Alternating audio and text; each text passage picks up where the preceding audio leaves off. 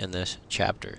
Alright, so you know this. Red text means stop. You need to take notes. Green text means go. It's time to do something. Purple means new code to look at.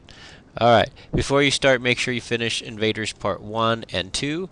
So Mr. Miller will give you a copy if you need. If you look in the assignments folder, there's a copy of it in. So if you look in Invaders Part 3, you can get the Part 1 and 2 already done so that you can get started and be up with the class. Alright, so first thing, draw a grid and indicate where the origin is and where would a crab go on the grid with this code. Okay, so figure out, I'll give you a hint, you do 1, 2, 3, 4, 5, 1, 2, so the crab would go right there, and the origin would be right there. So what I want you to do is write that down in your notes, hit pause and put that in your notes, draw that picture in your notes. Alright, what is a constructor and what does it look like? I mean, how is its method signature different than a regular method? Well, a constructor is a special method that runs one time when a class is created, and its job is to help set up the object in the world. And what does it look like? Well, it looks like this. So a constructor basically looks like the class signature minus the return type. So when you run this, when you run this class, this basically is just a big method too.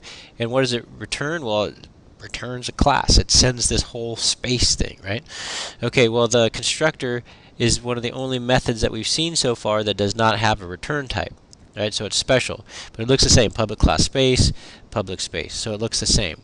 Okay, so to answer that question, what does it look like? It looks like the class signature without the return type. Okay, so here's the usual Java import statements. Here's the class signature, and here's the class constructor.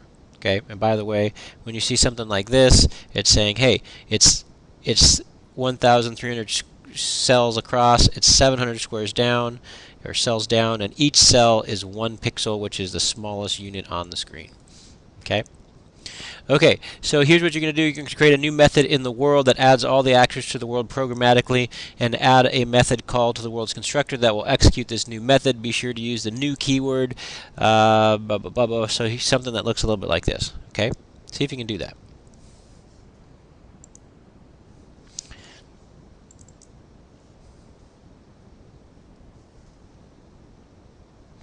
But here's what it should look, a little something like this. So you're going to go, here's the constructor. So look, public class space, you have the constructor public space, there's no return type. Okay, and then you're going to say something like this, populate world. So this is going to run one time when you first hit reset, right? And when you run it, it's going to ask you to populate world. So one time you're going to get something like this. Okay, so you're going to add some invaders, and you're going to add a cannon. Notice what I did. I got the width of the world divided by 2, so I'm putting the cannon in the middle, and then I got the height, which is the very bottom, minus 15. I brought it up a little bit, so if I change the width and height, it'll always be in the middle. So you can just put numbers, or you can do something like this too. Okay, let's go to our PowerPoint. So when you do that, by the way, when you hit reset, it's going to place your invaders, and it's going to place your cannon. Although I'm wondering, something might be wrong with this, because I thought I had more invaders. One of my invaders, oh, they're on top of each other. It's 20, 60.